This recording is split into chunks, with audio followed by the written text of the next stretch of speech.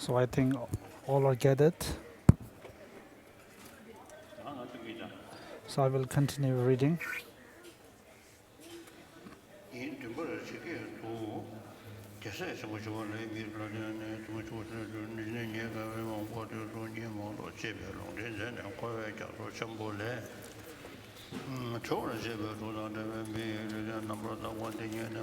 Day 7, we are on page number 217.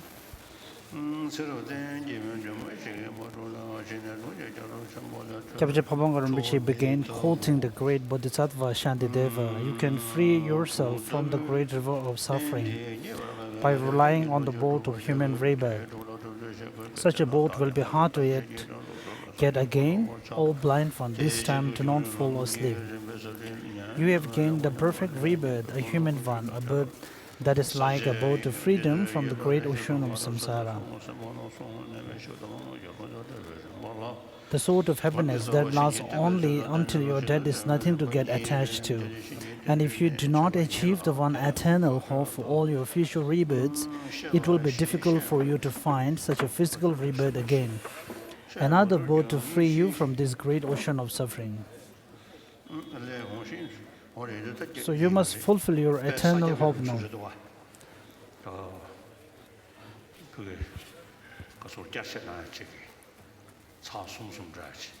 So this is according to Sajja tradition. I have also taken the transmission from Chögyam Rinpoche about the path and result. And there is a tradition of saying the prayer 3 times. So this is the tradition and the practice according to Sajja tradition. So repeating 3 times.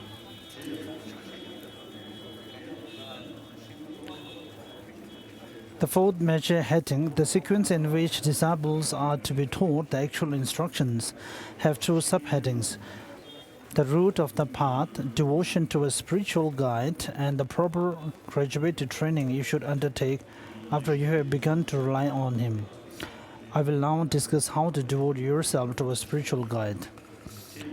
I could not cover the material of the preparatory rite 4 times over, but one must do this 4 times when reaching the main part of the Lam Rim discourse, starting from the section on devotion to one's spiritual guide. This includes a summary. From now on, you should follow this tradition. Page number 218. You can see for yourselves that carpenters and sculptors, for example, who can learn by watching, must first study with the teacher. So there is no need to tell you that you must rely on a spiritual guide in order to know properly the path that will fulfill your eternal hopes by taking you to the same level as the Buddhas. Some people think they can know the path by reading books and not have a guru, but it is not good enough. You must rely on a qualified guru.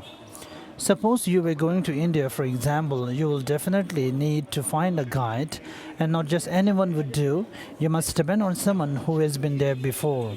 Similarly, a spiritual guide must be a person capable of taking you on the path to Buddhahood. If you depend on anyone at all, on bad company and the like, you will not be led on the right path and may go astray. Thus, it is vital to depend on a spiritual guide at the outset. Next heading is the advantages of relying on a spiritual guide. And next, you will come closer to Buddhahood. We are now on page number 219. One general benefit of relying on a spiritual guide is that you will get nearer to Buddhahood. Although the other paths and their stages require many countless eons to achieve Buddhahood, some people can be led to this state in only one lifetime, because they have devoted themselves to a spiritual guide. The highest tantras too achieve this extremely quickly, and Guru Yoga is the main lifeblood of the tantric path.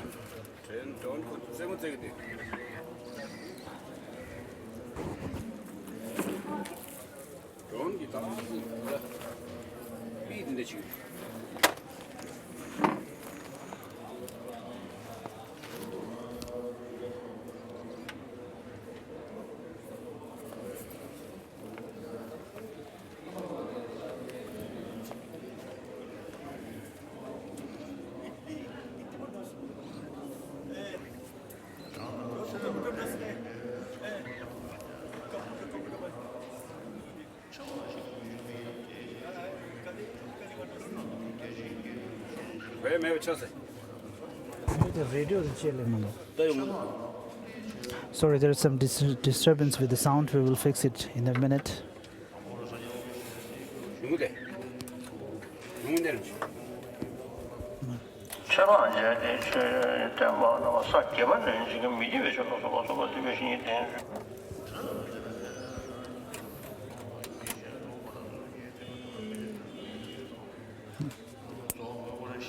Just.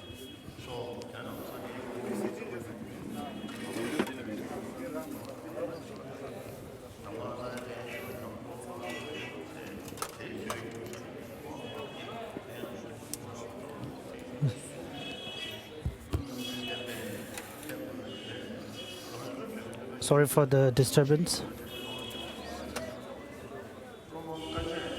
Page number 220. Even in the Sutric tradition, one travels the path quickly if one's Guru devotion is exceptional. If we were to meet a Buddha, say, we would think, I have met a Buddha higher than my Guru. This may be well and good, but Satta Parura did so countless Buddhas and was not satisfied. Instead, he searched for a Guru. This is a vital point, for no one can benefit us as much as a Guru with whom we have had a karmic relationship or all our rebates. Satta Parudita might have been satisfied at the time of meeting his teacher with offering a wish-granting jewel given he had received from Indra. However, he cut the flesh from his own body and bled himself in order to honor and revere his guru, Dharmadgata. This was to give the greatest force to his building of the two types of accumulation. Satta Parudita had already achieved the single-pointed concentration called continuous dharma. When he had these visions of many Buddhas, he was in fact on the great level of the Mahayana path of accumulation. Then he met Dharmadgata, who taught him Dharma.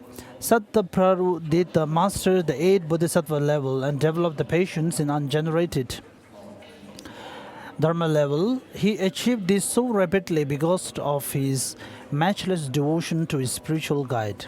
They say that other Bodhisattvas have to spend one interminable great eon building up their accumulations, while on the first 7 impure levels of the 10 Bodhisattva levels.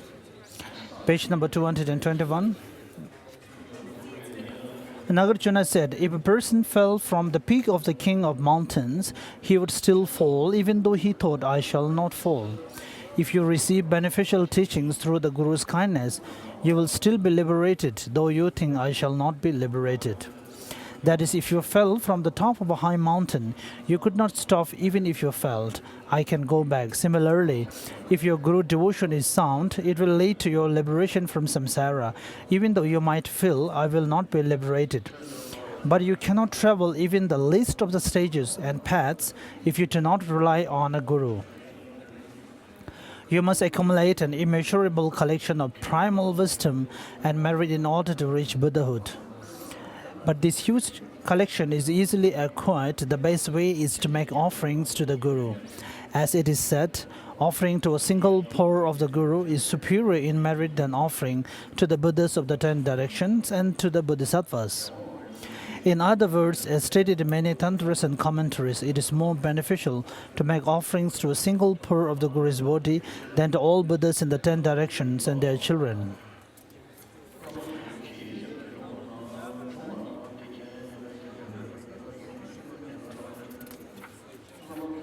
(222) page number. There are 2 ways of thinking about this heading. The Buddhas of the 10 directions are willing to teach you Dharma, but you are not even fortunate enough to see the Supreme Nirmakaya, let alone the Sambhogakaya, because these appear only to ordinary beings with pure karma. Buddha manifested his body for us, but we were not fortunate enough to receive Dhamma teachings from him. We therefore need an enlightened body suited to our level of good fortune to teach us Dharma. Thus the victorious ones in the 10 directions emanate themselves as gurus for our sakes, rather like a mountain committee appointing a spokesman. When we properly devote ourselves to the Guru, the Buddhas know it and are pleased. The essence of nectar, Lam Rim says this on how they are placed. Page number 223. When you properly rely on a holy spiritual guide, you will soon be liberated from cyclic existence. Like a mother seeing her child receive health, all the victors are placed to the depths of their hearts. In other words, the victorious ones love us as a mother loves her only child. The Buddhas know this and are pleased that their wishes have been fulfilled when we properly devote ourselves to our gurus, the root of all welfare and happiness, and the only means to free ourselves from the suffering of samsara and the lower realms. The fifth Dalai Lama quoted the following lines in Manjushri's own words: "If you are properly devoted, I will abide in the bodies of people having these qualifications. When these other accomplished beings accept your offerings and are pleased, your mind stream is purified of karmic obscurations." In other words, you may not have invoked the victorious ones, but they have still taken their places in your guru's body. When he is pleased by your offerings, there too. But if you were to make offerings to the victors and their children, you would receive only the benefits of making the offerings, not of pleasing and delighting them as well. Making offerings to the Guru brings the benefits both of the offering itself and of pleasing the Buddhas. Page number 224. When you rely on a spiritual guide, you will know how to modify your behavior and you will actually act appropriately. In the same way that you now automatically stop your misdeeds while you are living close to your spiritual guide or in your teacher's house. The laying out of stock sutras tell us the things done by people driven by karma and delusion are difficult for bodhisattvas under the care of victorious spiritual guides. The essence of nectar, Lam Rim says, when you respectfully rely on him continually, all your delusion and misdeeds stopped of their own accord. Both Dromtemba and Ame Chanchup Rinchen diligently served Adisha. In terms of concentration and realizations, they had more insights and experiences than Mahayogi, who practiced only in meditation. They had also developed more on the stages and the path than he. Adisha could see this by clairvoyance and told Drum, "You travel the path merely by serving your guru, a grey-haired monk." Some people think that only famous abbots and people who teach Dharma from high thrones are gurus, such as the Vajra masters who give initiations. This is not so. You must also be properly devoted to the teacher who shares the same room, sharing everything, and who tutors you in the books. When Adisha was ill, Drum did not regard his feces as something filthy. He carried them outside in his bare hands. As a result, he suddenly developed such clairvoyance that he could read the subtlest workings of the minds of animals, even ants, at a place so distant it would have taken a vulture 18 days to reach it. Even today, Drum is famed everywhere as the grandfather, great forefather of the Kadamba teachings. And the good works as vast as space itself of great Adisha both in India and Tibet came about solely through the power of Drum's proper guru devotion. Whether a saint's or another's good works are extensive depends on this devotion. Zun Shunue, who came from Jayul, relied on Geshe Chengawa and served him well. One day he was taking out the rubbish. On arriving at the dump, he took only 3 steps when he developed the continuous Dharma single-pointed concentration. When Shajapantita once asked Venerable Dagba Gansen to compose a work on Guru Yoga, Dagba at first said, "You only regard me as an uncle, not as a guru," and did not write the piece. Later, when Dagba fell sick, Sajapantita nursed him well, and so the Guru wrote about Guru Yoga. From that time on, Sajapantita regarded him as a Buddha, not just an uncle, and became a Pandit scholar in the 5 sciences.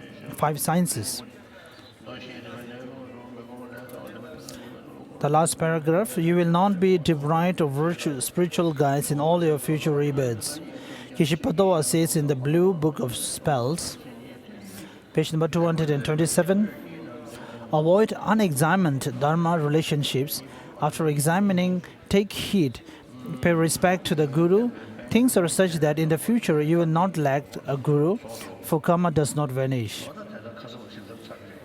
So I followed to explain yesterday. First, it's very important to look for a master who possesses all the qualifications, as it is being taught in the Lam Rim teaching, about how to rely upon a teacher with all the qualities and also the qualities of the student. So when you have met a master or a teacher who has all these qualifications, then think about the negativities of not relying upon him and the positive qualities of properly relying upon him. So with such thoughts in mind, then we have to deeply from our heart rely upon that spiritual guide.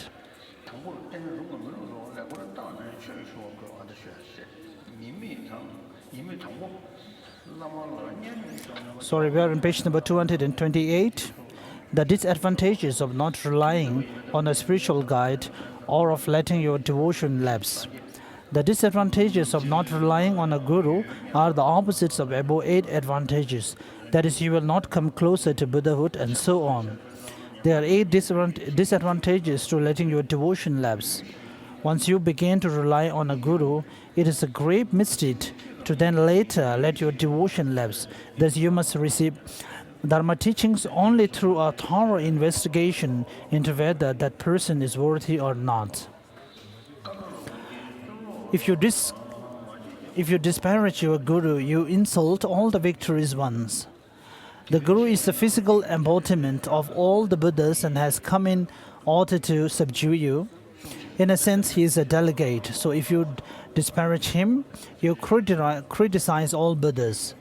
If you must regard just one Buddha with reverence, what will happen when you insult all the Buddhas?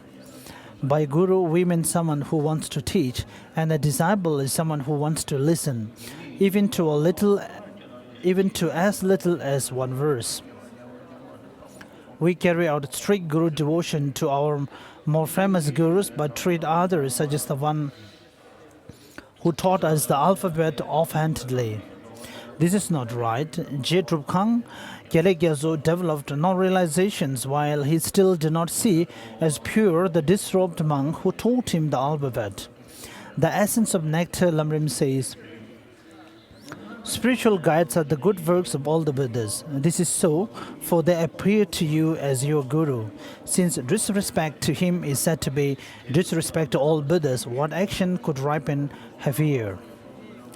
The commentary on the difficult points of Krishna Yamari Tantra says, one who upon hearing even one verse does not hold as a Lama will be born 100 times as a dog and then in the lowest of castes.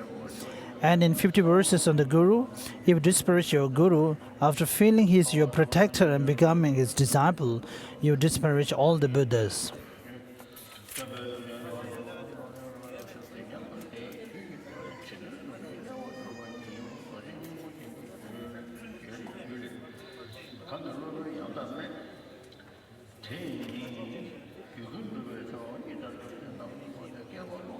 Page number 231. The ornament to the Vajra Hiradaya Tantra tells us, whoever despises his perfect master, though he be the best practitioner of every Tantra, though he give up sleep and all distractions, and practice well for 1,000 years, he will achieve the health, and so on. Criticizing your guru prevents you from developing fresh realizations in this life, and those who have already developed will decline. Acharya Krishnacharya slightly disobeyed an order of his guru Jalandhari and thus did not accomplish the supreme goal in that life. Rechungpa disobeyed Milarepa 3 times and did not achieve the supreme goal. They say he took 3 rebirths to achieve it. Once an Acharya of low caste had a high caste disciple. This disciple could fly in the air. One day he flew over his guru thinking, not even my guru can do this. His power immediately declined and he fell to the ground. Pandit Naropa forgot his guru's command and debated with some Tirthikas and thus did not achieve the supreme goal in that life, but had to wait until he reached the Bardo. Manjushri predicted that two particular novices from Khotan will achieve the supreme goal in that life. But the two developed wrong views about the Dharmaraja Sonsen Gambo because of their doubts about him. Instead of achieving the predicted supreme siddhi on returning to their homeland, they gain only the siddhi of being able. As Kondaram Rinpoche says, a negative friend do not need to have a horn on their head. Someone who are kind to you, who care to you. But out of all these things, then of course, if that person harms you in achieving the main purpose in life, then that is really the negative friend. So the environment is also favoring only the desired objects. So this is one factor coming from our environment.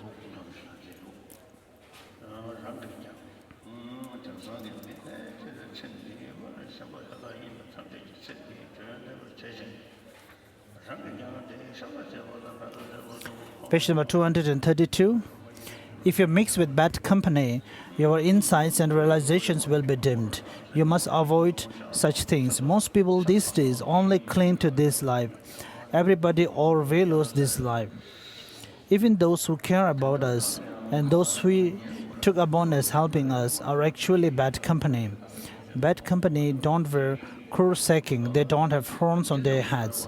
Bad company means people who make you do something non-virtuous out of a faint concern for your welfare, or who prevent you from doing something virtuous. Ignore such people, no matter who they may be. Regard them as terrifying, and if they were mad elephants, tigers or leopards, and avoid them. There are still some who have few wants and are content. Such people say soothing things like, don't give up so much, nothing comes of giving up so much. People who say such things are in fact bad company.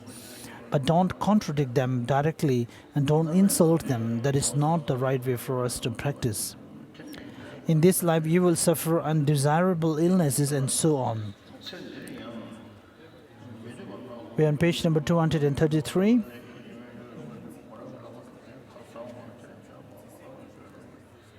You will wander endlessly in the lower realms in your next life. This is the worst penalty for people who disparage their guru, says the Vajrapani initiation tantra. The sutras tell many stories about rebirths in the hells, but this tantra does not teach that a person who disparages his guru will be born in these hells. The tantra says, Vajrapani asked, O Bhagavan, what are the ripening effects of disparaging one's master? The Bhagavan gave this reply to the request for an explanation of these ripening effects.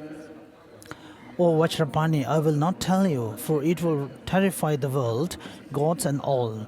But O lot of the esoteric, I will say this much. Hearers who pay attention, listen. I say those people will say, in any of the mighty hells I describe while teaching on the heinous crimes and so on, and this for infinite eons, never displease your master. Page number 234. In other words, Buddha did not dare go into detail because he knew that the world, the gods and all will be terrified, and even the bodhisattvas and mahasattvas will faint. He taught only that such people must remain in the hell without respite for many years. So they say it is never right to disparage your guru. Apart from not actually disparaging him yourself, it is not even right to look at someone else who has done so this story shows. Once while Lingreba, a great adept, was teaching the Dharma, a disciple of Chak the translator turned up. This disciple has broken his commitments. Suddenly, Lingtreba's mouth became paralyzed. He was unable to teach and departed. This is the opposite of one of the above advantages of relying on a spiritual guide. Not only will you not meet with the Guru, but you will be born only in the places where there is no chance of hearing even the word Dharma.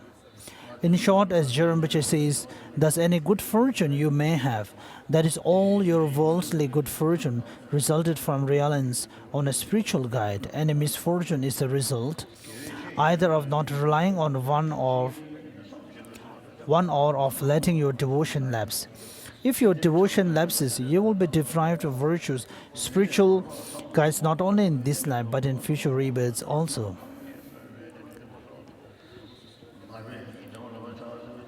Page number 235.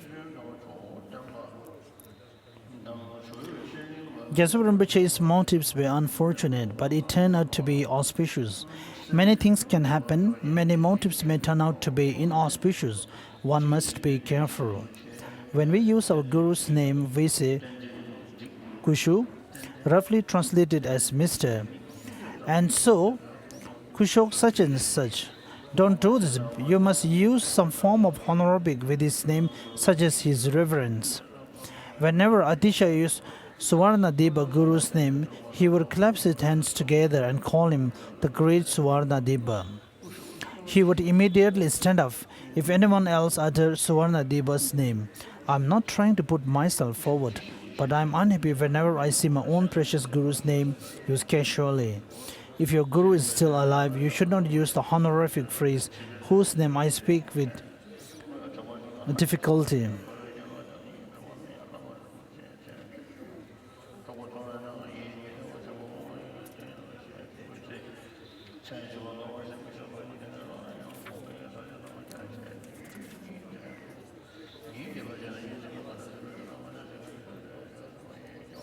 Page number 236.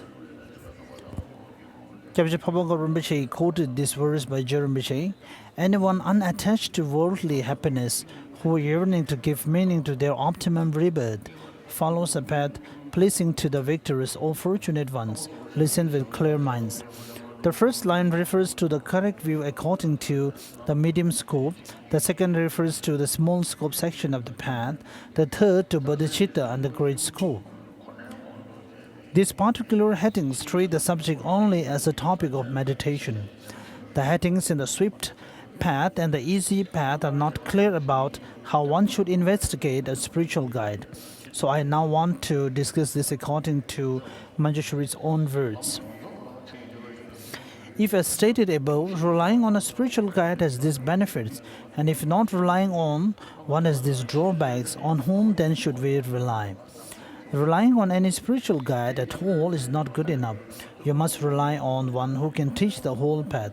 Someone with only a few good qualities, being extremely kind-hearted, for example, may not be capable of teaching the whole path. Even though the disciples may have faith, wisdom and perseverance, if the Guru has not fully mastered the sutras and the tantras, the disciples will spend the entire human life practicing just a few things, taking refuge, some sadhanas of deities, meditation on the energy winds and channels, and so on. The disciples' opportune rebirth will not be made meaningful. You must therefore rely on a fully qualified spiritual guide. There are many individual qualifications, the ability to give pratimoksha vows, tantric and bodhicitta vows, etc. Here I will deal with qualifications of a spiritual guide who can teach the complete Lam Rim. You should investigate to see whether a teacher has these qualifications before you rely on him. Not only should you investigate the qualifications of any guru you wish to rely on as your spiritual guide, but also anyone who wishes to give spiritual guidance in the Vinaya, Sutras or Tantras should examine themselves to see. Rely on a spiritual guide who is spiritual. This seems to be the words from the ornaments of the sutra. So this is according to the mind-only school. So their assertion of the selflessness is different from other schools. So here the selflessness of a person is being referred. This makes 10 qualifications in all. Guru's mind stream should be subdued by ethics. Their mental distraction should be pacified by single-pointed concentration. Their grasping at self should be more pacified by wisdom.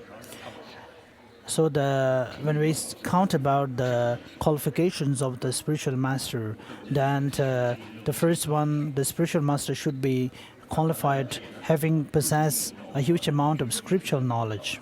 So this is one of the qualifications referring here.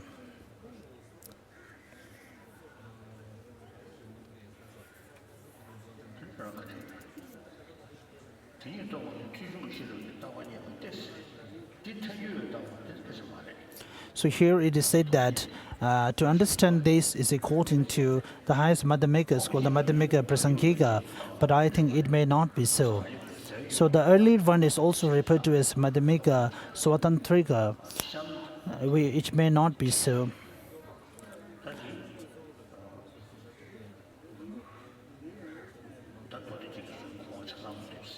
If you look at the whole text of the ornament of the sutra by Maitri, then of course we will know that the text was speaking about the selflessness according to the mind-only school. I really do not know exactly, but that is what I have in my mind for now.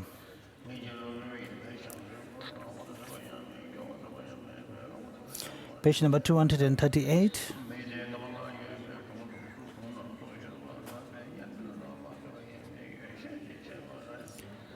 Even if a guru doesn't have all these qualifications, he must definitely have at least these 5, a mind stream subdued by each of the 3 high trainings, love and compassion, and realization into suchness. Kishapotova said, "Everyone thought my master, Shanjun Yerba, haven't studied much in anything, and because he had no patience when frustrated, he was hardly polite in speech. But Yerba has the above 5 qualifications, and anyone who meets him benefits.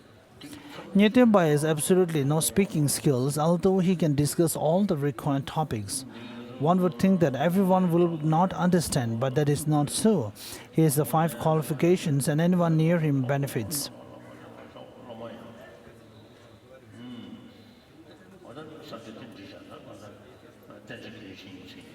So the outline here speaks about the qualifications of the master first, then also the qualifications that are necessary necessary in a student.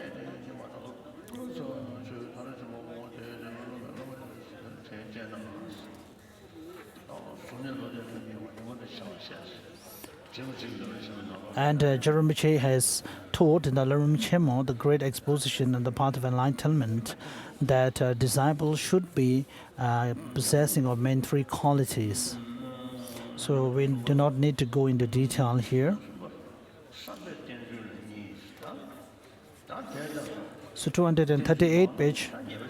So see, if you are not able to rely properly on your spiritual master, then of course there will result in a lot of negative karmas. So therefore it is very important to rely on your spiritual master in the correct manner. So here are the different ways. To first, how to rely upon your spiritual master through your thought, then through other means. Page number 238, devoting yourself through thought. This is 2 subheadings, as I explained many days. So these are all speaking in the context of Buddhist. Of course, if it is something said by Lord Buddha, then we have to take it for granted. Then what is the nature of Buddha? It is a historical Buddha that happened in some time in the history. And of course, but when you come about the qualifications about the 4 fearlessness and so on, then you may get suspicion and doubt. So it is very important to first introduce the teachings of the Buddha. Otherwise, if you tell that this may be all teachings coming from some great teachers, then it will be difficult to understand. So here, when we speak about the beneficial qualities of relying upon a spiritual master and the negativities of not relying on a master, is purely based on our own context. And spiritually in a condition, in a society of a Tibetan society where the fathers and our grandfathers have been Buddhists for so many Buddhists, so this is according to this context. But generally it is very important to first introduce the teaching of the Buddha. Having introduced the Buddha and identify the teachings of the Buddha, then try to understand the Lord Buddha as the valid person. Then also understand the teaching of the Buddha that is based on Four Noble Truths. Then also the identification of liberation. So if that is possible, then as it's being stated by Dhammakriti, that if you are not focusing or if you are not having any doubt on the main point of the liberation, then the other things said by or prescribed or the professed by the Buddhas, we do not need to doubt about that. So since all these things are facts, then when we analyze or experiment further, then its reality nature should come out. So therefore, in most of the texts from the Prajnaparamita commentary by Mother Maitreya and so on are based on these teachings. So when you just see the text, you should not just out of reverence say this is very precious, but try to study the content and how it helps in one immediate and also for the long term. Also things about its purpose, its the ultimate purpose, its content and so on. Then also think about what the relations between the purpose and the ultimate purpose and in its content. So having studied and understood all then you will see that most of the texts composed by great Indian scholars and the Pandits, in the starting of the page, there are 4 point base called the purpose, the main purpose, the content, and the relation between these. So therefore, first we have to understand the content of the teaching. So without understanding this, then of course we won't be able to know the meaning. So therefore, sometimes it is important to have the doubt. So without doubt, we won't be able to analyze anything. But of course, the doubt that we have to abolish or eliminate is the afflicted doubt that need to be eliminated. But generally, a doubt is very helpful in investigation, and it helps our mental intelligence not to sleep and to make further investigation and examination with respect to the teachings of the Buddha. And as I have explained before, so since Lord Buddha himself has ascertained all these facts, therefore he taught. So if he is not sure of, or if he has not generated conviction of his teaching, then he will tell them that just trust me or just take out of faith, you should take my teaching. But that is not the case that happens.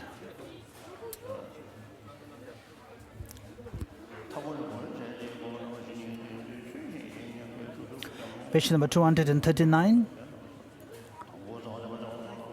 Training yourself to have faith in your Guru. This will have 3 headings. Here, faith means having the attitude that the Guru is actually a Buddha. This and the understanding that all sentient beings have at one time been your mother are the 2 most difficult Lam Rim meditation topics to develop.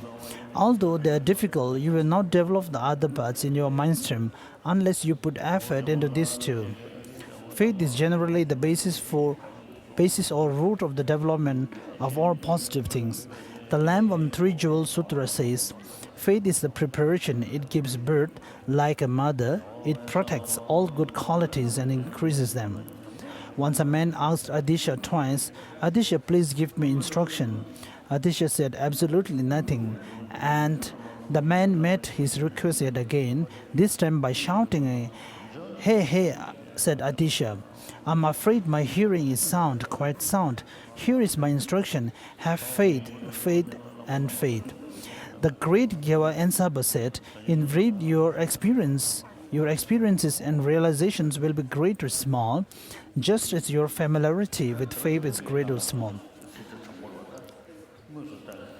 But here the faith is considered very important. But faith itself, by just itself, is not enough without having the instruction or the wisdom.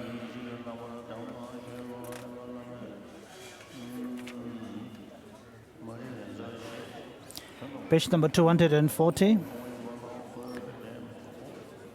Another person mistook Om Vale Vale Vintu Swaha for the mantra of Goddess Chunda. The ways are wrong, they should be cheese. He recited this a number of times, and so doing, a Fayman was able to cook and eat rocks. If you lack faith, you will get nothing from your wisdom. There are three types of faith. The faith you should train in during this section of the Lam Rim is cleansing faith. So the faith has to be backed by wisdom. And but this stage emphasizes on a faith which is grounded in wisdom, and also compassion that is grounded in wisdom. Continue on page number 240. You must see him as a Buddha because you want a profit, not a loss. So this is also stated very clearly in Kyosang Lam Rim, and here it is really in very great extensive. So I think this is the most extensive explanation about how to rely upon a spiritual master.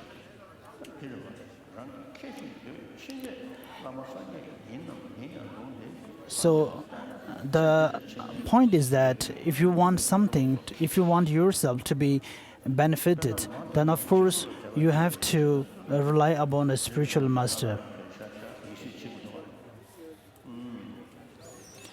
But some points here are quite difficult to believe. I'm not so sure whether. And these stories, sometimes we need to investigate where it happened and when it happened, or it's just a story being told.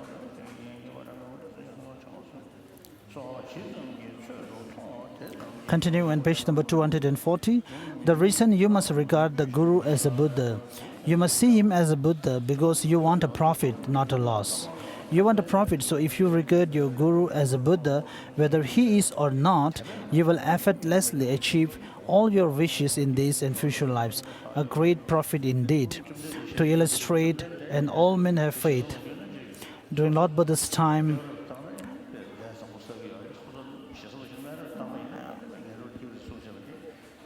so Lord Buddha, if you praise someone, then of course you get good merit, and if you insult other people, then you will get negative results.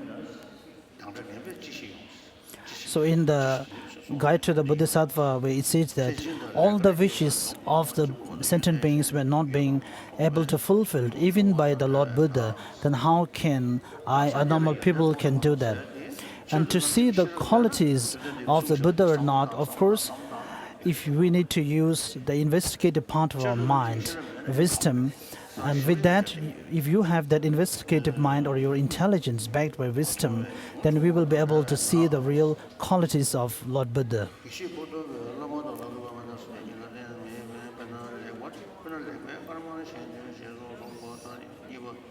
The Blue Book of Spells says, the Guru's blessing or not really, great or small, it will depend on you.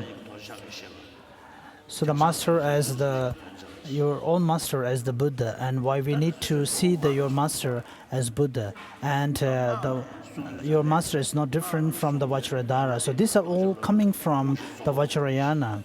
And according to Vajrayana teachings, a master is to be someone who give all the four different kind of initiations, and also the fourth initiation of word initiation, and there too a master which give the fourth initiation of the word initiation by experience. Of course, that master has to be a Buddha who have attained the high state of blissful state. And without having the experience for oneself, it is impossible to give the fourth initiation. So the main spiritual master, which is, according to Mahayana tradition, possessing all the qualities according to Mahayana tradition, has to be the lone Vajradhara. So, other than that, whether he may be in the enlightened state or the accumulating stage or any of the 10 stages or the 10 grounds, and also in the Paramita, Perfection of Wisdom Sutra, it speaks about our own teachers, about also in the engaging paths, so not even have seen the emptiness. But the real master, according to Tantra, has to be someone who has his own practice and experience of the blissful state. So since that is the most important master, the other if you rely upon any other masters who may even not have that qualities, of course, one will be benefited. But to analyze and to know what kind of the qualities or the understanding and realizations that other person possess, it is something very hidden phenomena or an obscured phenomena, so which is very difficult to fathom for us. So even if your master has to be someone who is not even on the path to enlightenment, but if you have regard and consideration him to be like a Vajradhara, then there are possibilities and chances that you will get the blessings as from a real Buddha. Even though your master must be a real Buddha or Vajradhara in fact, but if you do not have the faith and revert him accordingly, then you won't get any blessing at all. So it is similar to the practicing or contemplation of the mind, awakening mind. So since we all aspire to have happiness and do not want to have suffering, so the teachings of the Lord Buddha brings immediate happiness or for the long-term happiness, happiness for the next life, happiness for entire life. So therefore, Shantideva says that why would we not practice the bodhicitta which brings you happiness one from the other, from here to the next level? So therefore, I always say that from within the different teachings, and also particularly the Lord Buddha's teaching is to make other people happy, not to frighten people. There are many teachings, even Christianity, some teachings of the Christian are based on compassion and love, but sometimes they seem to be frightening people in order to bring disciples. Something like, if you do not have faith in God, you will be born in hell. Or if you have faith in God, you will be born in heaven. And if you do not have faith, then you will be born in hell.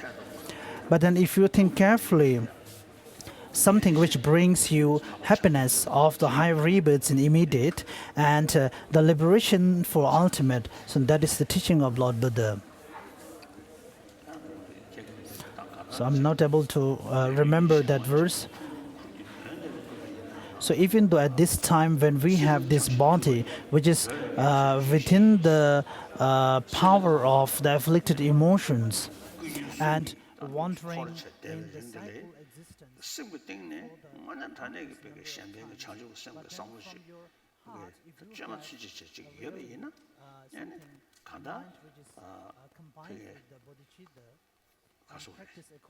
영혼의 청원근대전 동네기 기간듯이 동네기 샤원도 이바이네 셈 가지고 원토바는 신지 선이야 고쳐서 사바지 용토야지 어떤데 여러 영어로 니신 주부이네 디쇼 핑계도 와 저서 어디데 인데 또 어디데 뭐도 제대로 거네 아까다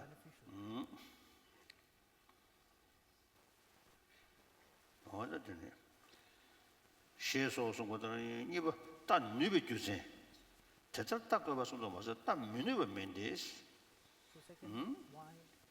딜라 르연데 쇼소나 마대번도 미신 그런 친구 통야 시기는에 대바라 개미시 바탕스 아니 학벌도 그런 통어 대바 총수 체베 주세 이삼스 뭐 가서 쉬어야 돼 너무 탐배배 나버렸다 뭐 대코네 진데 당연히 라메션제 숨터 아니 당만에 소수지 로케를 쳐려야 아니 저 쳐줘야 돼 라메친 권한을 어딘지 탐배배 나버렸다 뭐 대코네 진데 뭐도 신이라도 와 자상한 데도 이두잖아요 어디 가서 교통원 태배 초수 채워서 돼 누가 쳐버리셔 주생이 서부터 어느 정도 그게 놀러비기는 이런 거는 좀 뭐지 이런 거로 그냥 뭐 그래서 마지막에 봐서 이게 소게 말라말 교회에 선배 교회에 선배 뭐 좋아래 남과는 나와서 여정 뉴욕에 생기는 그런 나와면 뭐 뭐지도 연대 샤이에서 나 교통으로 정수경 거 원에 변화랑 연대 연구에 선배랑 하나 요면 뭐지도 저주서 보여 주죠 뇌 특별 수상 어디들이 통세 통연 뒤전 뇌 특별 수상에 대배 조수 교차고에 채탕 들마세 라만 나와서 다달래 당부백고 탐매보다 라만 나와서 다달래 당부백고 탐매보다 주의 인도 도고 그리고 되네 사당부서 이거 롱부서 어서 뭐지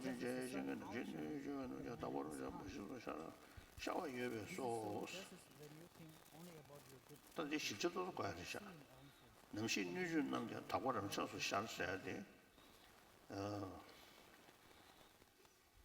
딱 너무 내저버 랑은에 선지 좀 된다라 마다버 나와 두실은 나와 코네 왕가 좀 된다가 나와도 사제 랑은에 다고 라고 멋을 쓰야지. 나와지나 다 전에 파서 또 심지도 못도 와. 능시 뉴준 남자 뭐 다고라면 쳐서 샤워 예배로 뭐 수요지들을 여러분들 신이 미시 시 때문에 롱리기도 뭐 저러시는 뭐 Lama Sanje Yimo Doji Sangha Shivani Kaji Gimi Shinyi Namora Sanje Mune Mimi Shinyi Tenzu Gaba Sardo Chu Guyi Yu Nyambo Onyi Yu Yamadene Kyundo Nama Shibu Rumbishawa Nengi Tena Dida Sanje Lama Sanje Yinya Sangha Ngone Ngoma Cheba Yin Te Yinbe Juzen Tensan Gego Doji Sangha Lama Nama Tene Shu Yu Shida Yu Tenyi Nime Chimeru Yiwa Nama Nyi Su Jego Sheda Shanyang Yadama Jiba Nama Nyi Lubu Su Ziba Nyi Lu Shi Chua Nama Tene Lubu Jiba Sheda Oni Me Dozo Nima Nyi Shibe Su Zane Na Su Tabu Shi Shedang Dole Jang Baye Roma Tene Kai Roma Tene Yeshme Su Jiba Nanga Nagi Bulu Jiba Nani Lubu Su Su Ne Shi Su Ta Du Kyu Tu Ma Ne Maung Bar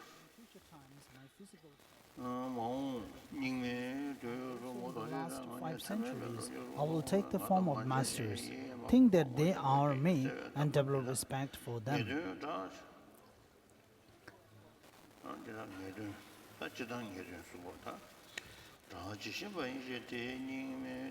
Page number 243. Further, all our present-day gurus are thus. If you think this is not so and put forward reasons for each guru, so this is also very helpful. And if you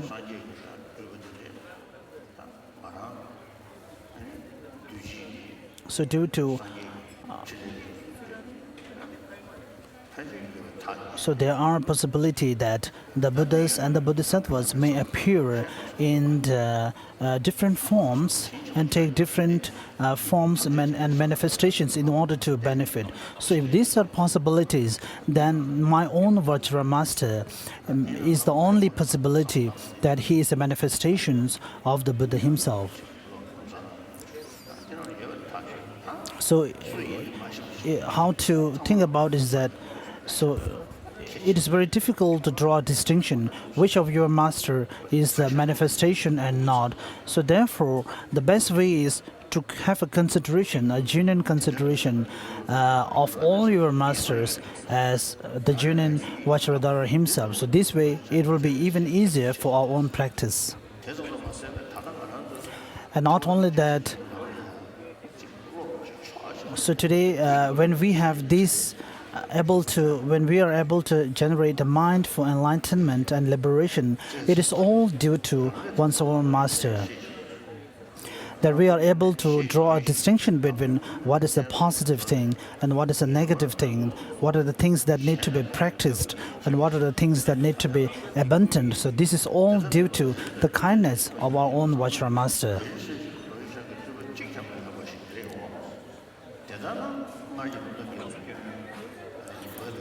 Page number 243, last para. Proof that the Guru is the agent of all the Buddha's good works.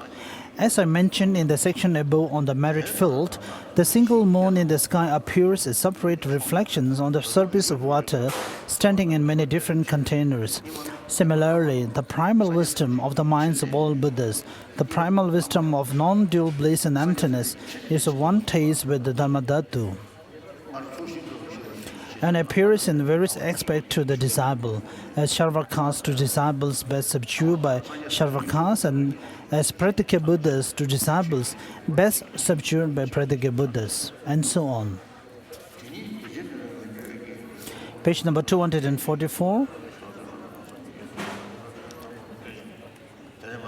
In other words, Buddhas take on various aspects as demons of Brahma for people best subdued by demons of Brahma, and even as birds and wild beasts for people best subdued by birds and beasts, etc. They show themselves to us in accordance with our good fortune as ordinary spiritual guides. They have no other means of guiding us. They might show us such aspects superior to an ordinary guru as the Sambhogakaya and so forth, but we cannot see them. And if they were to show themselves in inferior aspects such as birds, beasts and so on, it will not help because we will not believe in them.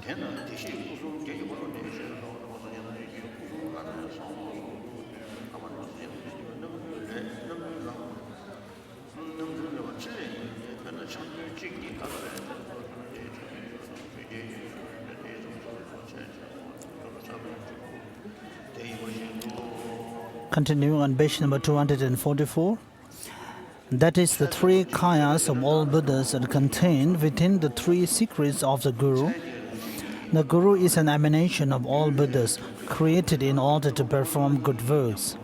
Suppose a lead dancer in a monastic ritual puts on the Acharya costume and dances the part, then he dresses as Dharmaraja and dances that part. He has only changed costume, it is still the same dancer. Or you can write many different things with the same red ink, but they all have same nature. A Buddha which possesses all the enlightened activities. And it may be difficult for such a master to depend on an ordinary person. So therefore, for everyone, it is very important to depend on a spiritual master and regard him as the genuine or the true Buddha himself.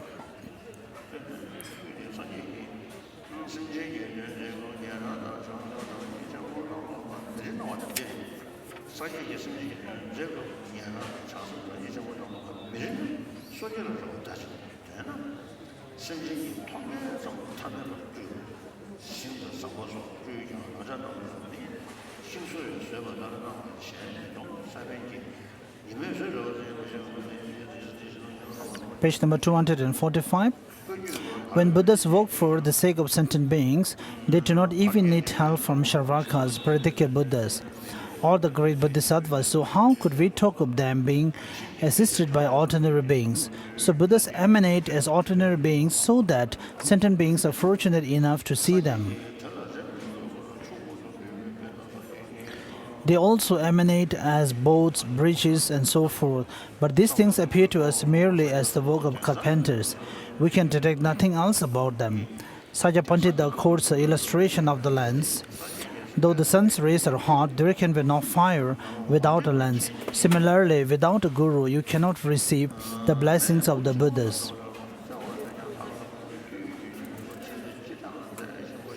Page number 245, continuing from the last paragraph. Vajradhara emanates himself at present and definitely works for the sake of all beings.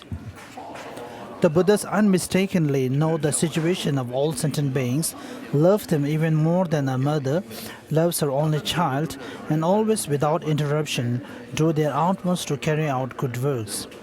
How could they not be similarly working for our sakes in the present times? Ever since the Buddhas first developed bodhicitta, they have worked solely for our sakes.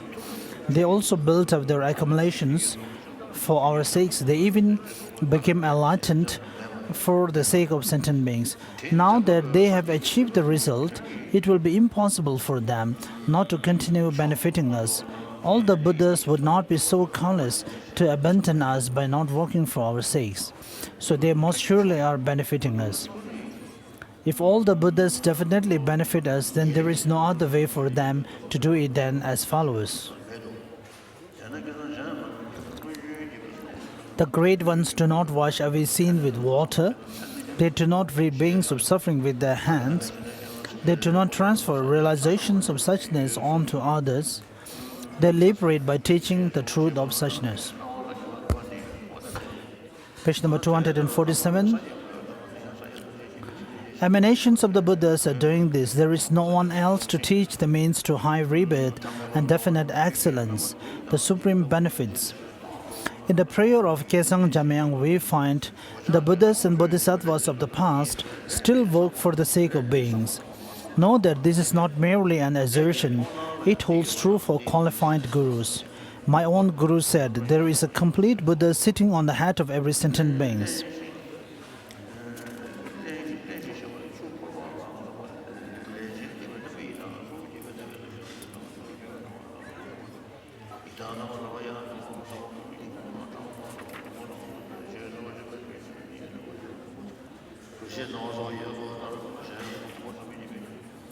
Page number 248.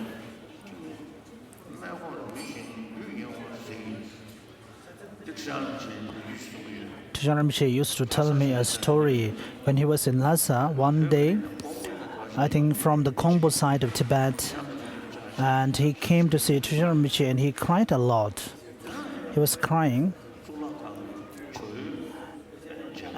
He went to see the Joe at the Zuglakang, and when he went there, he didn't see the Joe, the statue. It's only an empty seat there. So maybe it's her own negative karma. So therefore, was very crying and very disturbed. So this is a real story. And there's another story. One Kagyu Lama Rinpoche during the oral transmission of Kangyur text, and one of the students, he did not hear anything about the discourse, but he was seeing the Rinpoche eating, enjoying a feast on the throne. This is a true story told by Tujang Rinpoche and Ling Rinpoche, my two tutors.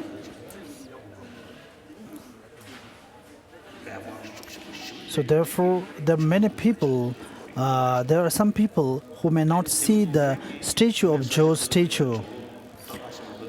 But the Chinese, when they, when the Chinese destroyed the Joe statue, but they even destroy it.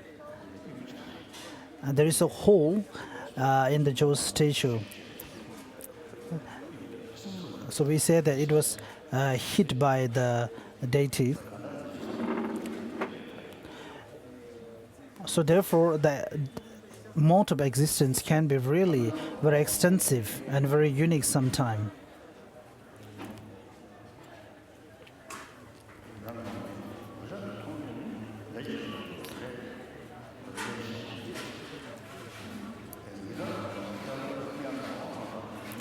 Chiang Lodri Gensen said, we're continuing on page number 248. Measure of evil karma and resulting obscurations. I think here from America, there was one bhikshuni, and she told me that we have a collaboration of writing a book.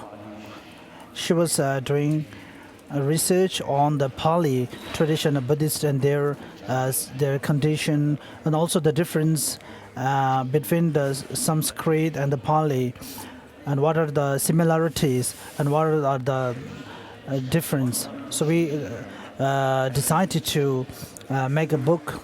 So for the research purpose, she went to Thailand. She met a bhikshu, a full ordained monk, and his teacher, that master's teacher, and one day that master has manifestations of Lord Buddha, a statue of Lord Buddha, and also surrounded by many arahats.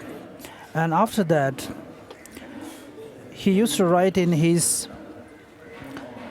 text and the philosophy, and he said that which he believed that after the remainder nirvana, one way can attain the nirvana without remainder, where all the mental consciousness and the physical form cease. So he says that this may be not true because I have a vision of Buddha and his arahats surrounding giving teaching. So therefore, I think it was on another occasion. She went to also to see Avalokiteshvara's statue in one of the town near in China. And she bowed down, almost bowed down and touched the ground. And suddenly a white beam emanated from the Avalokiteshvara statue, and the beam struck on the head of her. And I saw the picture she had taken. So this is something also happened. As I used to say, Taolong Gomar Rinpoche's previous No, Tanglung Shabdung Rinpoche.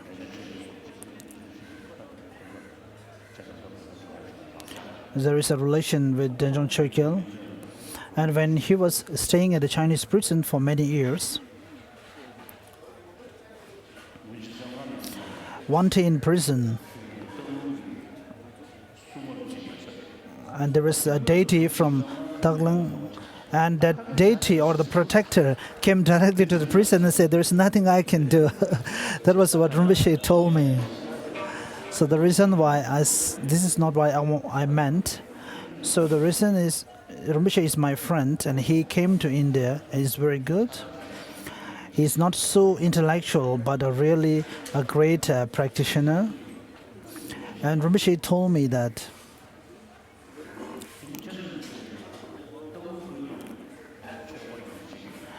he went to receive Kaikyu. He given a Kaikyu lineage of transmission to Day4 Rinpoche, and there is some unique with that discourse, and within that discourse, the teaching, and all the lineage masters of that traditions he has a vision of that vision of all the lineage masters in front of him, and he's also related to Sikkim king's family, and also he's a close friend to me. He's also spent so many years in prison. Then he came to India with all the facilities, so there is no need for him to tell a lie to me. So definitely this is not a lie. If Rinpoche can tell a lie, there is nothing that Rinpoche can gain, even not a higher state. So therefore it is 100% sure that Rinpoche was telling the truth. He's a great and a very sincere Rinpoche. So the account of Rinpoche is true. So due to one's own experiences and due to one's own realizations and faith and to the power, there is a possibility that we can have a vision and or manifestations of the Buddhas and Bodhisattvas. This is a true incident. And there is also another incident. There's a nun who used to stay in McLeod. She was about 80 years old when I met her.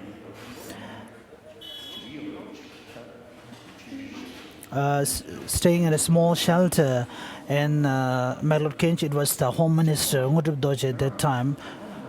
When she was about to die, she came to see me. She saw me and she told me a story.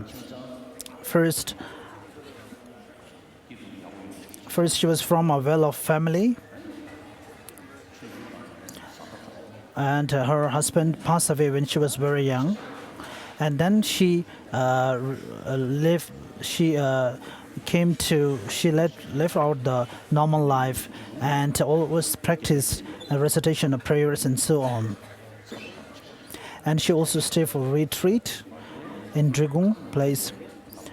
And then there was a teacher about 80 years who came from Kham region, and she took teachings and transmissions from that master. And there were some disciples or followers for that master also. And one day when she was sitting there, one of the students of that master, and from one rock to another rock, which is quite far away, flew with flunking the monk's robe. So that is what she has seen. And it's also a lady about 80 years old. She won't tell lies, and there is no benefit of telling lies. She was also quite... so therefore, these are some strange incidents that can happen. But these are all happened due to one's own faith, due to the power of the faith. These are real stories, real incident that I wanted to tell you today. So such things happened.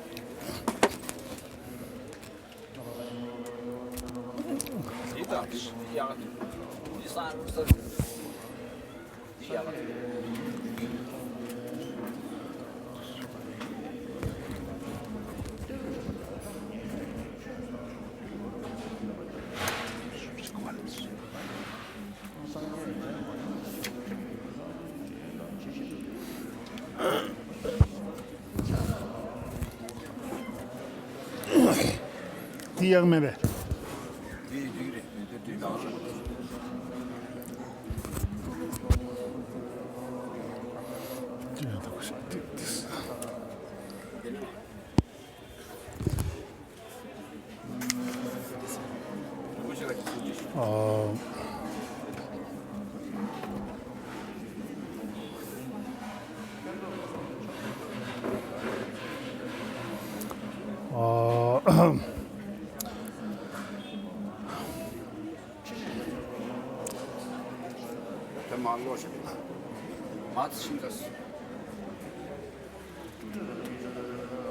Next page, next page.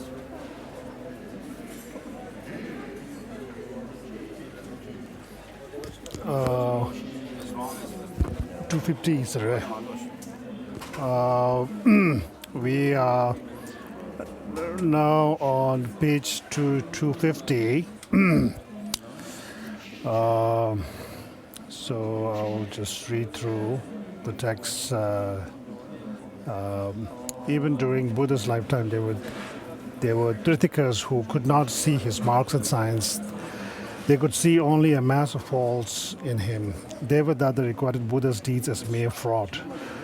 The right perspective to see the Guru as a measure of our worth. A bandit chief from Upper Golok Arik traveled to Lhasa to see the Shakyamuni statue in the main cathedral, but he couldn't see even things like bottle lamps, let alone the statue. The previous incarnation of Rinpoche told him to purify his karma and obscuration. The bandit then had a 10,000-fold offering ceremony performed and did circumambulations and prostrations. But still he could not see the statue. However, he could now see the bottle lamps. When Losam Tende Rinpoche of Gomang College was giving the oral transmission of the translated words of the Buddha, a monk in the audience could not hear the transmission or see the book. Instead, he saw a plate of chopped meat placed in front of Rinpoche. While Rinpoche gave the transmission, the monk imagined Rinpoche was eating the meat. And at the end of the day, he imagined he saw people gathering up the meat. Anything is possible when one's perspective is not mere karmic appearances.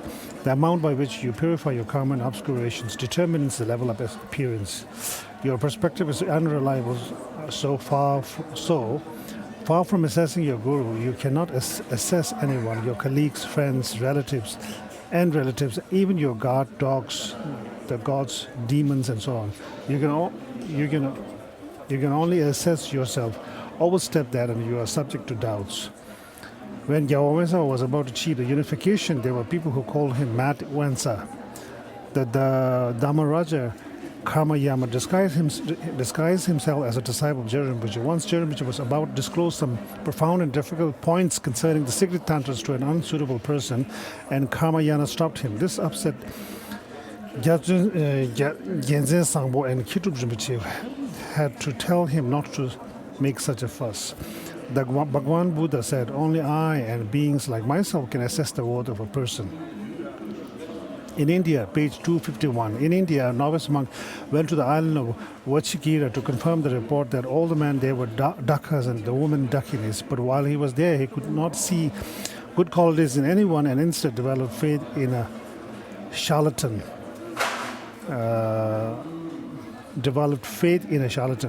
Naro Penchung said the following about Milarepa. People who have not seen the famous Milarepa say great things about him. He's like the great Indian adepts. When they go to see him, they find a naked old man asleep.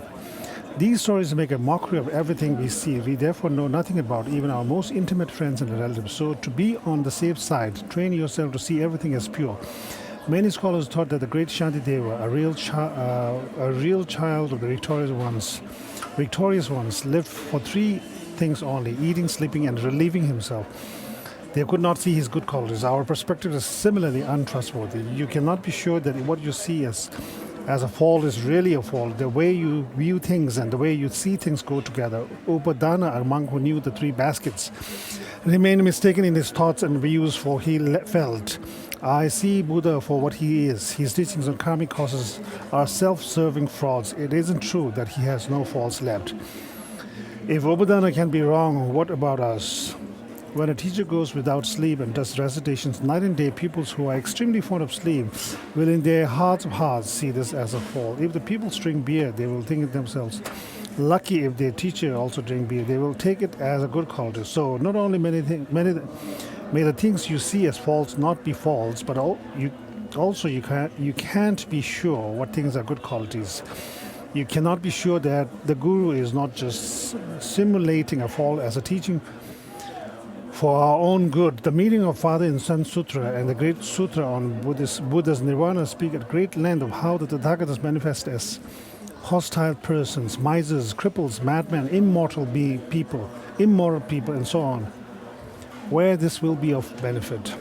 In general, the sutras and tantras can be definitive or interpreted. There are various interpretations as to whether a scripture should be taken literally. But when the victor, Vajradhara, says that in the future he will appear in the aspect of gurus, it is a definitive, literal statement, one that we too should accept. We know that there is no one other than the guru to teach us the path to liberation and omniscience. It would be unconvincing and contradictory for us to think my guru, who according to Vajradhara is a Buddha, is not a Buddha because he has such a fault. Consider page 252. Consider the above points from each and every angle and recognize the Guru for what he is, a Buddha from the very beginning. Proving this to yourself through scriptures and reasoning brings certain knowledge that your Guru is a Buddha. You have developed realization into how to devote yourself to the spiritual guide. When you have that certainty and that experience arises of a kind of mingling of the Guru with all the Buddhas. About the mingling of your own mind and that of the Guru, when you are fully enlightened, your mind, the Guru's mind, which is Dhammakaya, great bliss, mingle and become one of one taste. At this point, you are enlightened, becoming by nature a Guru. You achieve the Guru's state. Your body, speech, and mind are inextricably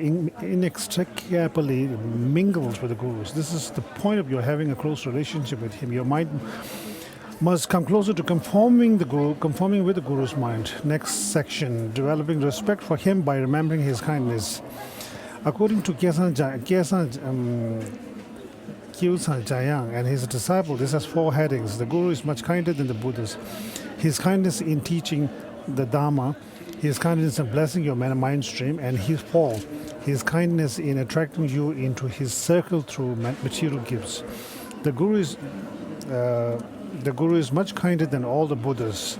This has 2 parts. He's much kinder than all the Buddhas in general. The Guru, in terms of good qualities, is equal of the Buddhas. His kindness, however, is generally greater than that of all the Buddhas. Infinite numbers of Buddhas have guided countless sentient beings for immeasurable eons in the past, but we were not among them. The Guru Puja says, I petition you, compassionate refuge and protector. You accurately teach the Sugata's noble path to the difficult to tame beings of these degenerate times who were unfit for taming by countless past Buddhas. In other words, 75,000 Buddhas, another 76,000 Buddhas, yet another 77,000 and so on came into the world solely to be the object of Buddha, our teachers, built up of the accumulations. Moreover, in this eon alone, the Buddhas Karakuchachanda and Kanaka Muni, Kashyapa, and so on have guided boundless numbers of disciples, but they could not subdue us. The Guru is teaching us the complete and unmistaken path now. Even the previous manifestations of the Buddhas could not do better. Thus, although the Guru and the Buddhas are equals in terms of good qualities, the Guru is their superior in terms of kindness. Geshe Potova said that the Guru is like someone who gives a dying person food during a famine, while the Buddhas are like those who give slabs of meat in times of plenty. The King Tisun Devase, Shanda Rakshita, and Guru Padma Sambhava, regarding them, usually we consider Guru Rinpoche as the main, and then Shanda Rakshita and the king. However, Devda Lingpa, a contemporary Nyingma master of the 5th Dalai Lama, he's he's in one of his writings, one praise to the three of them. In that, he has regarded Shantarakshita as the most important. Second, the king, Guru Padmasambhava, and then third, the king.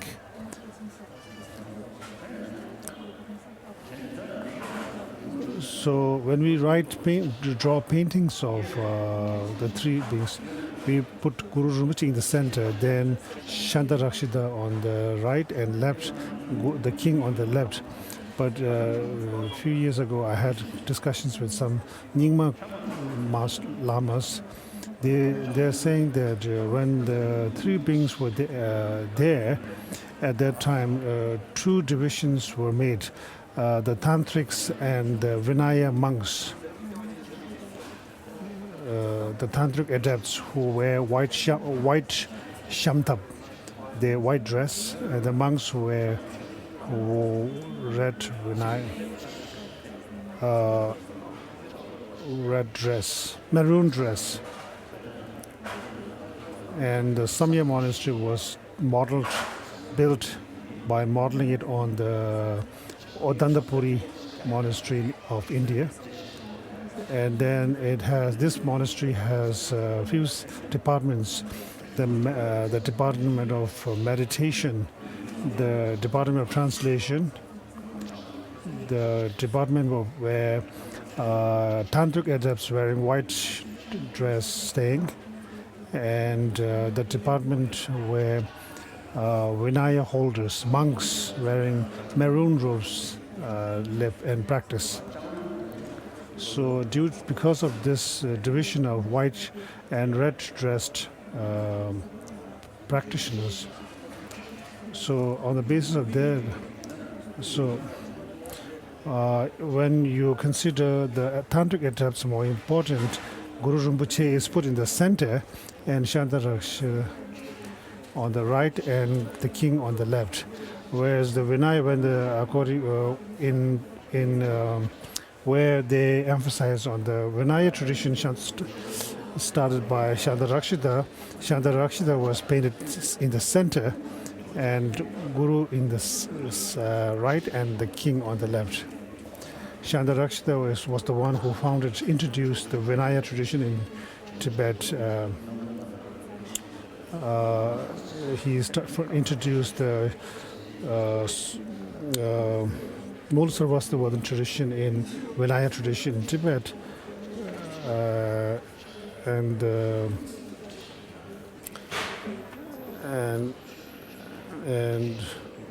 so Shantarakshita was. So this is what I heard.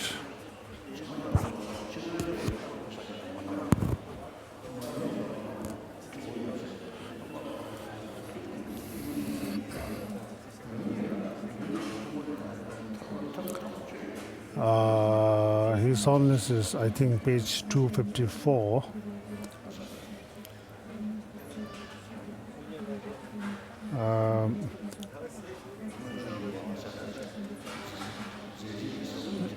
His Holiness is referring to a verse composed by Kontang Teme Drome, which says, "Great masters and kings lived in the past, and who living behind great legacies for sentient beings. But when you think properly, right now they are all just sounds, names, and they have long gone and have gone into the past." So this is so. Even though they were really great, because we have such low merit, are still left behind in samsara with no qualities, with very low merit, low wisdom, so on. So this is what the text is saying. After the Buddha, I'm reading now on page 254. After Buddha, there were many pentits and adepts in India, such as the 7 patriarchs of the teaching, the 80 Mahasiddhas, the 6 jewels of India, and the 2 supreme ones. And Tibet has so many saints. In the first dissemination, the teachings, they were Padmasambhava, King Cheson, there was Shanda Rakshita, and the rest of the 25 disciples of Padmasambhava. During the later dissemination, there were the 5 lords of Sakyas, Marpa, Milarepa, Atisha and his disciples, Jetsongapa and his disciples, and so on. But none of them taught us in person the nectar of the holy Dharma, the means to rescue us from the great ocean of suffering. In short, as Shantideva says, in engaging the deeds of bodhisattvas, countless Buddhas have worked. Buddhas who worked for the sake of all sentient beings have departed, and because of my misdeeds, I was not among those who healed by them.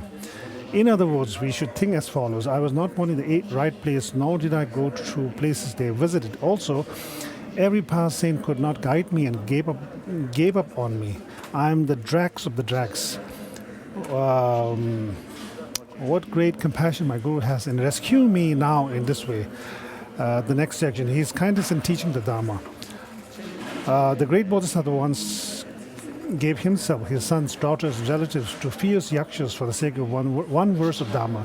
When our teacher was reborn in Vilingalita, he drove 1,000 iron spikes into his body in order to receive Dharma teachings. When reborn as King Ganeshava, he burned his flesh with 1,000 oil lamps and jumped into a fiery pit.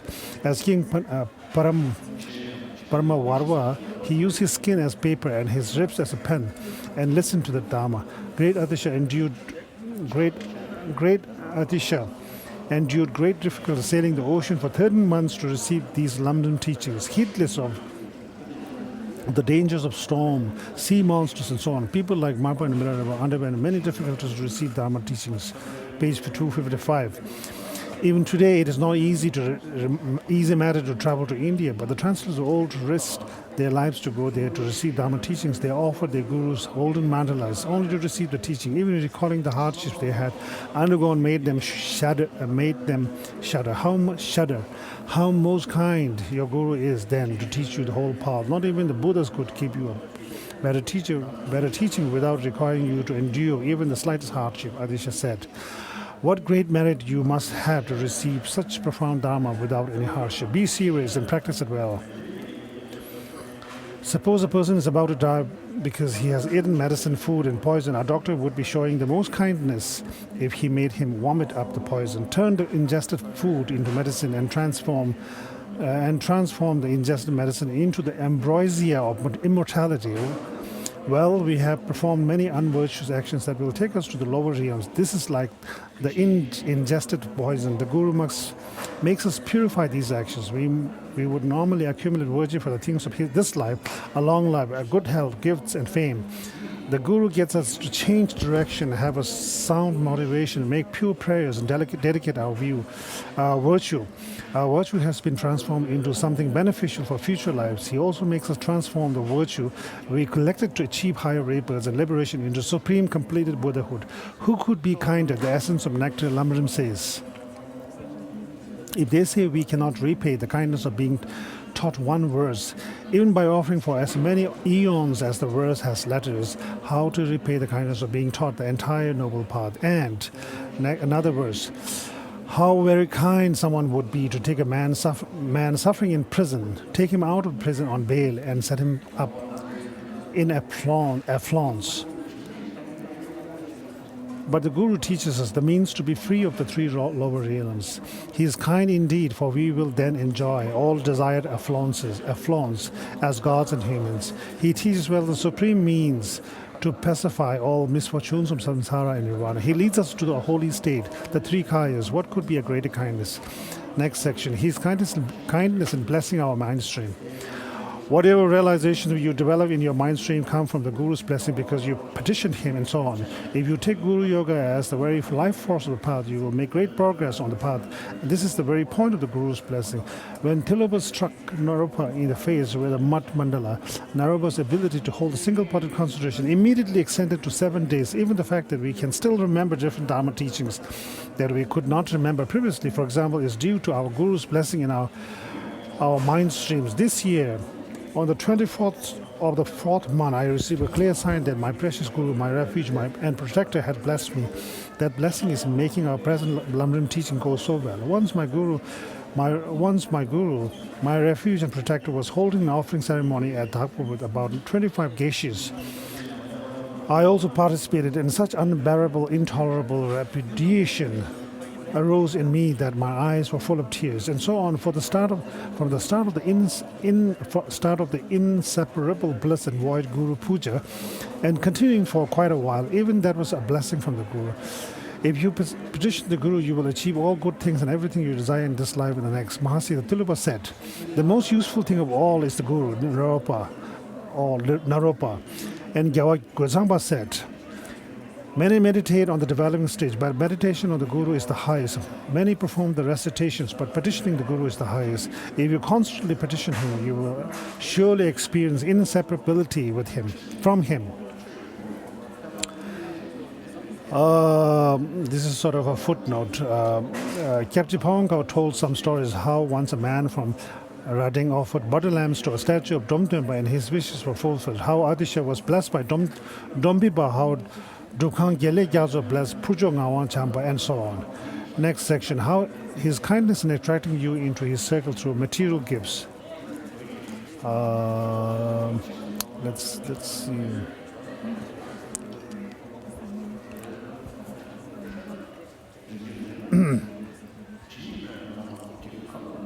I think His Holiness is page 258 now.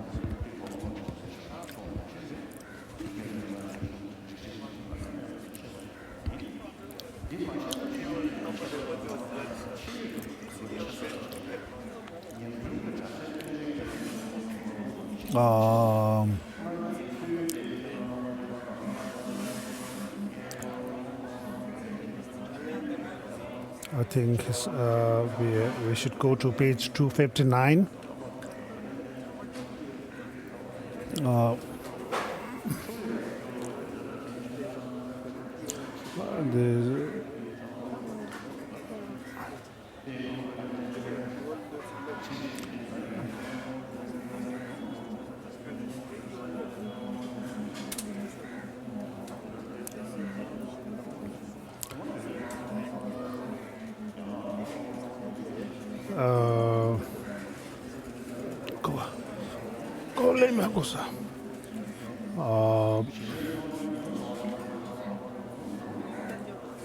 I think His Holiness is reading this verse. They say we should recite verses on the Guru's kindness when we contemplate how very kind he is. The following verses were spoken by Kumara Mani Bhadra in the section of the kindness of the spiritual guide by spiritual guides from the laying out of stock sutra. My spiritual guides, my exponents of the Dharma, are qualified to teach me all the Dharma. They came with but one thought, to fully teach me the task facing the Bodhisattvas. Because they gave birth to me, they are like my mother. They are like wet nurses feeding me the milk of good qualities. They have thoroughly trained in the branches to enlightenment. These spiritual guides keep me from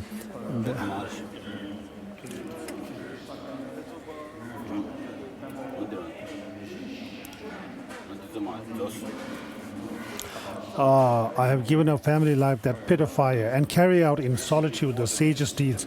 I taste the succulent nectar of the Dharma. This is the kindness of my venerable Gurus. I have met the teachings of Tsongkhapa, but had to how to find in 1,000 years of searching and gain faith in the way he taught. This is the kindness of the holy tutors. Therefore, my spiritual guides and our protectors, shielding me from lower realms, captains to free me from samsara's ocean, guides to lead me to higher rebirth and liberation, doctors to cure me of chronic delusions, rivers to douse the great fires of some suffering, lamps to remove the darkness of ignorance, suns to light the path to liberation. Liberators from the close presence of samsara, clouds that greatly rain the holy Dharma, dear friends who help me dispelling harm, kindly parents who are always loving. Contemplate these verses as you recite them and remember the kindness of your own gurus. Devoting yourself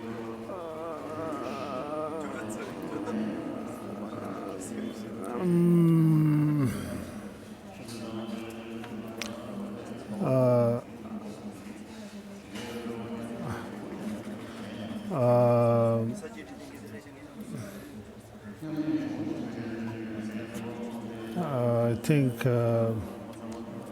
devoting yourself through, next is devoting yourself through deeds, page I think we are on page 263. There's much evidence this life will be short, but one cannot know its exact length. Take from it the most desirable things, and as a swan separates milk from water. He restated the headings already covered and then briefly reviewed the subjects of devotion to the spiritual guide, devoting yourself through deeds. That is the next section. In an ornament to the sutras we find, through gifts and reverence, through service, and through practice, rely on a spiritual guide. In other words, there are three ways to devote yourself through deeds. The least, gifts and reverence; middling, service; and best, practice. When, for example, pupils rely on their teacher, they are carrying out all three of these. So proper devotion to a teacher or a guru is guru yoga. If your reliance on a guru is based on a personal relationship, you need not emphasize the visualization side of your guru. When he is not with you in person, you should generate the merit field visualization, perform the bathing ceremony, and make petitions, prostrations, offerings, etc. The best means of pleasing your spiritual guide is to offer him your practice of his instruction. Villarepa said, I have no material wealth or gifts to offer. My practice repays my kindly Father Guru. I practice with courage, ignoring hardship. This is service, pleasing to my Father Guru.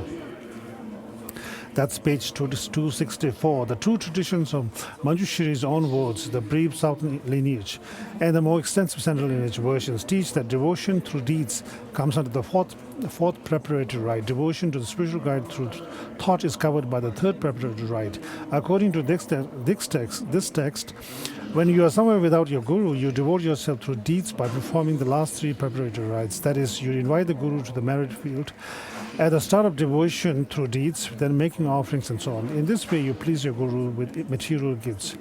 To do this, you consecrate the earth's surfaces above. You then invoke the power to visualize the earth's surface as lapis lazuli with vajra crosses drawn in gold, which seem to stand out in relief. But if you were to touch them, you would find them to be flush with the surface. In the lineage of the central province, in the center of the ground surface, there is a square palace. This has 4 entrances and no ornamental facades. So it resembles the palace in the Medicine Buddha mandala. The palace is huge. At its center, there are 4 platforms on a large throne supported by lions, like a stupa without the pot-shaped dome. Visualize on the first highest platform 3 lion thrones. They are to the right.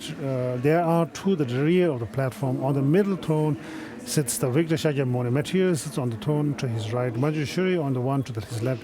The lineage gurus of the extensive deeds and profound lineages sit behind each of these 2. There are 3 lion thrones on the front portion of the platform. Adisha Nakso, the translator, the Domtempa sits on these. There's a group of 3 lion thrones on the second platform. Tsongkhapa, the victorious one, sits on the middle throne. Sherab Singhi to his right. Genjun Drup, the first Dalai Lama, to his left. On the third platform is a group of 3 lion thrones. The great fifth Dalai Lama sits on the central throne. To his right, Jimpa Gyatso. To the Dalai Lama's left, Chamba Chönden himself, a truly glorious guru. On the fourth platform, your root guru sits in the middle throne. The text says his chief disciples should sit to his right and left, but according to the oral instruction, his gurus sit to his right and his gurus to his left. Your other guru sits on the silken cushions. One tradition has all the gurus of the 3 baskets sitting on the remaining 3 sides of the platforms, and the Buddhas and Bodhisattvas, Shavakas, Patyek Buddhas, Dharma protectors, etc., at the rear of the platforms.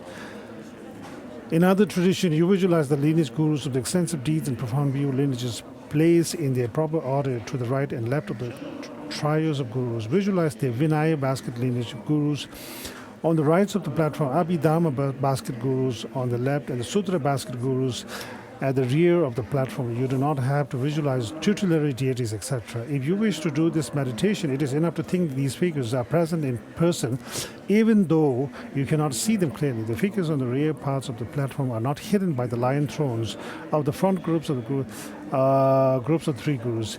These rear figures also face towards you. The bathhouses has 4 entrances. Inside is a full complement of thrones for the marriage. There's no pool inside, and the center of the floor is raised. The 7-limb prayer and the rest are the same. The southern lineage is quite different. Visualize in front of you a great lion-supported throne with 7 platforms. This is like the form of the Kadamba altar. The stages are made of 7 precious substances. Refer to the recitation text for details. The lions stand on the ground. The top platform has a scrim or backdrop like cloth that resembles the backrest of thrones of high lamas and has 2 fine finials on the top corners, which are called twisted metal arrows. These decorations look like handles and are made of a precious substance. Each platform also has small golden stairways that go down the sides of the platforms and lead down to the other stairs in front of the lion throne. The top of the scrim curves up to the center and is surmounted by a golden Ganjira pinnacle with victory banners to the left and right. In the middle of the first and the highest platform is a throne with the backrest for Shakyamuni. The throne is supported by 6 creatures, a Naga, Garuda, etc., to symbolize the 6 perfections. These are 5 brocaded cushions stacked on Shakyamuni's throne. Maitreya sits to his right and Manjushri to his left on thrones with 3 cushions each. These thrones are not supported by lions. Your guru sits in front of them in his normal aspect and 2 cushions and doesn't need a throne. His guru sits to his right, his guru to the left. They each sit on only 1 cushion. Your other gurus who are still alive sit on mats. The central portion of the platform is left empty as if to leave a pathway. Your guru is page 266.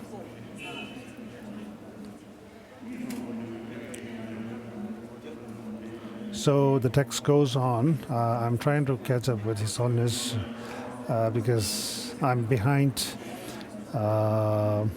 His Holiness. The next, Gyabji Pawangar Rinpoche then told this story and discussed the practice in greater detail. Next, you wash their bodies. The bathhouse, unlike the above, has 4 glass doors, 1 for each cardinal directions. It has no central pool, but there are many ewers. Its ceiling has a system of beams and pagodas from which hangs sachets of fragrant lotion or paste. Imagine that the water descends directly from these into the ewers. During the washing ceremony, the monks in the marriage field come down in groups of 3. They take their places in thrones in the bathhouse as above, and and the clothes collected from them are in the form of yellow light rays. The figures are then washed. The rest is the same as above.